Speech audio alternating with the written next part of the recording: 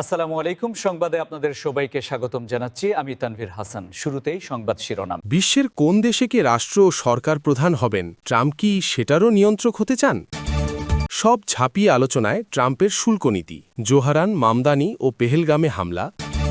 খালিদা জিয়া ছিলেন চীনের মানুষের পুরনো বন্ধু, চীনের প্রধানমন্ত্রী।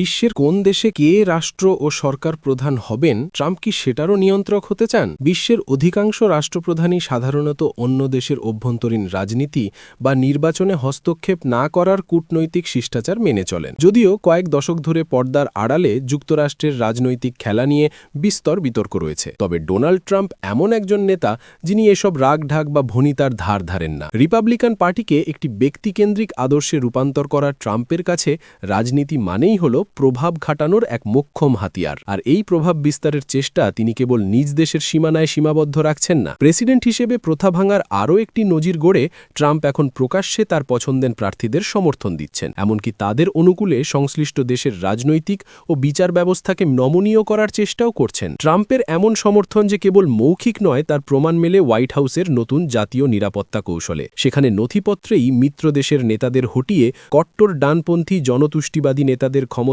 আনার প্রচ্ছন্ন সমর্থনের কথা উল্লেখ করা হয়েছে। দ্বিতীয় মেয়াদে ট্রাম্প যেন এক বিশ্বজনীন জাতীয়তাবাদী আন্দোলনের প্রধান হিসেবে অবতীর্ণ হয়েছেন। আর্জেন্টিনা, ব্রাজিল, কলম্বিয়া, হন্ডুরাস, দক্ষিণ কোরিয়া, ভেনেজুয়েলা, দক্ষিণ আফ্রিকা সহ আটলান্টিকের ওপারের দেশগুলোর রাজনীতিকেও তিনি নিজের ছাঁচে গড়তে চাইছেন। মূলত যেসব নেতা তার মতো জনতুষ্টিবাদী জাতীয়তাবাদে বিশ্বাসী, যারা তার স্তুতি করেন কিংবা যারা তার মতোই আইনি লড়াইয়ে জর্জরিত, তাদের ভাগ্য বদলাতেই ট্রাম্প বেশি আগ্রহী। গত সোমবার ট্রাম্প আবারও ইসরায়েলের রাজনীতিতে হস্তক্ষেপের ইঙ্গিত দিয়েছেন। দেশটিতে তিনি বেশ জনপ্রিয় এবং আগামী বছরের সাধারণ নির্বাচনের আগে সেখানে তার ব্যাপক রাজনৈতিক প্রভাব রয়েছে। ইসরায়েলের প্রধানমন্ত্রী বেনিয়ামিন নেতানিয়াহু বর্তমানে ঘুষ ও জালিয়াতির অভিযোগে বিচারের মুখোমুখি। ট্রাম্প সাংবাদিকদের বলেছেন, নেতানিয়াহুর জন্য তিনি যে ক্ষমা প্রার্থনার অনুরোধ করেছেন সেটি প্রক্রিয়াধীন। ইসরায়েলি প্রেসিডেন্ট আইজ্যাক হারজোগের সঙ্গে তার এ বিষয়ে কথা হয়েছে বলেও দাবি করেন তিনি।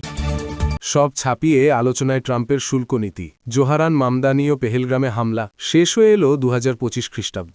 বছর জুড়ে গাজায় ইসরায়েলের গণহত্যা ও রাশিয়া ইউক্রেন যুদ্ধ থেকে শুরু করে বন্যা, ঝড় ও ভূমিকম্পের মতো বিধ্বংসী ঘটনা বিশ্বকে অস্থির ও মানবিক সংকটের মুখে ফেলেছে। সবকিছু ছাপিয়ে এবার সবচেয়ে আলোচিত রাজনৈতিক ঘটনা ছিল জোহারান মামদানির নিউ ইয়র্ক জয়। নিউ ইয়র্ক সিটির প্রথম মুসলিম মেয়র নির্বাচিত হলেন জোহারান মামদানি। গত 5ই নভেম্বর নিউ ইয়র্ক সিটির 111তম মেয়র নির্বাচিত হয়েছেন জোহারান মামদানি, 34 বছর। এর মধ্যে দিয়ে যুক্তরাষ্ট্রের ইতিহাসে এই প্রথম কোনো মুসলিম ও দক্ষিণ এশীয় বংশোদ্ভূত নেতা নিউ ইয়র্ক শহরের মেয়র নির্বাচিত হলেন। গত 100 বছরের মধ্যে নিউ ইয়র্কের সর্বকনিষ্ঠ এ মেয়র মধ্যবিত্ত ও নিম্ন মধ্যবিত্তের ক্ষোভ, আশা ও আকাঙ্ক্ষার প্রতীক হয়ে উঠেছেন। নিউ ইয়র্ক অঙ্গরাজ্যের সাবেক গভর্নর ও স্বতন্ত্র প্রার্থী অ্যান্ড্রু কুয়োমোকে পরাজিত করে ইতিহাস গড়েছেন তিনি। মামদানি প্রমাণ করেছেন, যুক্তরাষ্ট্রের ক্ষমতাবৃত্তার বাইরে সাধারণ মানুষও তাদের পছন্দের মানুষকে বেছে নিতে পারে, যা মার্কিন প্রেসিডেন্ট ডোনাল্ড ট্রাম্পকে রাজনৈতিকভাবে বড় ধাক্কা দিয়েছে। নির্বাচিত হওয়ার পর প্রথম ভাষণে মামদানি বলেছেন, নিউ ইয়র্কের মানুষ পরিবর্তনের পক্ষে রায় দিয়েছে, সামর্থ্যের মধ্যে থাকা একটি শহরের পক্ষে রায় দিয়েছে। সমর্থকদের উদ্দেশ্যে তিনি বলেন, বন্ধুরা, আমরা একটি রাজনৈতিক রাজবংশকে উৎখাত করেছি। নিউ ইয়র্ক শহরের নতুন জন্ম হয়েছে বলে তিনি বলেন। নির্বাচনে জয় ঘোষণার পর আবেগঘন এক ভাষণে জোহারান তার মা বাবা ও স্ত্রীর প্রতি শ্রদ্ধা জানালেন। জোহারান মা বাবাকে উদ্দেশ্য করে বলেন, আজ আমি যে মানুষ হয়েছি তা তোমাদের জন্যেই। তোমাদের সন্তান হতে পেরে আমি গর্বিত। মামদানি একজন ভারতীয় বংশোদ্ভূত মুসলিম। তার মা ভারতের বিখ্যাত চলচ্চিত্র নির্মাতা মীরা নায়ার, বাবা কলম্বিয়া বিশ্ববিদ্যালয়ের রাষ্ট্রবিজ্ঞানের খ্যাতিমান অধ্যাপক মাহমুদ মামদানিও জন্মগতভাবে ভারতীয়। স্ত্রী রামাকে উদ্দেশ্য করে জোহারান বলেন, এই মুহূর্তে ও জীবনের প্রতিটি মুহূর্তে তোমাকে পাশে পেতে চাই। এটাই আমার সবচেয়ে প্রিয় মুহূর্ত। নিউ ইয়র্ক সিটির ইতিহাসে সর্বকনিষ্ঠ ফার্স্ট লেডি 28 বছর বয়সী রামা দুয়াজি সিরীয় বংশোদ্ভূত। তিনি নিউ ইয়র্ক ভিত্তিক একজন চিত্রশিল্পী, যার কাজে প্রায়ই মধ্যপ্রাচ্যের বিষয়বস্তু উঠে আসে। তার শিল্পকর্ম BBC news, the New York Times, the Washington Post, Vice ও লন্ডনের টেট মডার্ন জাদুঘরে দেখা গেছে। ট্রাম্পের শুল্ক নীতি। বছরের শুরুতেই আন্তর্জাতিক আলোচনার কেন্দ্রে উঠে আসে মার্কিন প্রেসিডেন্ট ডোনাল্ড ট্রাম্পের শুল্ক নীতি। চীনের ওপর 100% এবং ভারতের ওপর 50% শুল্ক আরোপ করেন তিনি। ভারতের ক্ষেত্রে এই শুল্কের মধ্যে 25% ছিল রাশিয়া থেকে তেল কেনার শাস্তি। ট্রাম্পের এই আগ্রাসী অবস্থান আন্তর্জাতিক বাণিজ্যে উত্তেজনা ছড়ায়। বিশেষ করে আমেরিকা, চীন ও রাশিয়ার মধ্যে শুল্ক নীতি ঘিরে শুরু হয় নতুন করে ঠান্ডা লড়াইয়ের দর কষাকষি, যা বহু মানুষের মনে পুরনো ঠান্ডা যুদ্ধের স্মৃতি ফিরিয়ে আনে।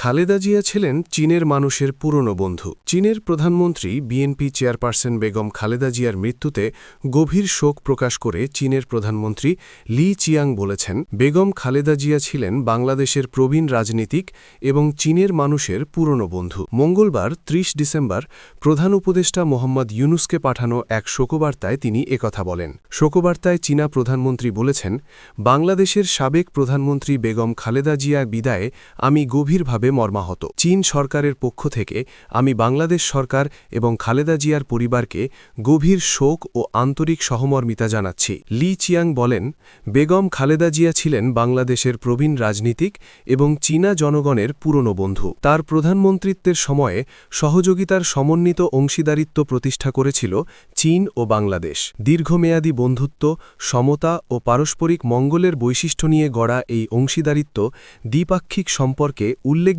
অগ্রগতির পথ তৈরি করেছিল। চীন বাংলাদেশ সম্পর্কের উন্নয়নে চীন তার গুরুত্বপূর্ণ ভূমিকার প্রশংসা করছে। দুদেশের দ্বিপাক্ষিক সম্পর্কের কথা তুলে ধরে লি চিয়াং বলেন, চীন ও বাংলাদেশের দীর্ঘদিনের সম্পর্ককে মূল্য দেয় চীন। পাশাপাশি চীন বাংলাদেশ সম্পর্কের অগ্রগতিতে গুরুত্ব আরোপ করে চীন। তিনি বলেন, দ্বিপাক্ষিক সম্পর্কে অব্যাহতভাবে এগিয়ে নিতে এবং দুদেশের জনগণের কল্যাণে বাংলাদেশের সঙ্গে কাজ করতে চীন প্রস্তুত।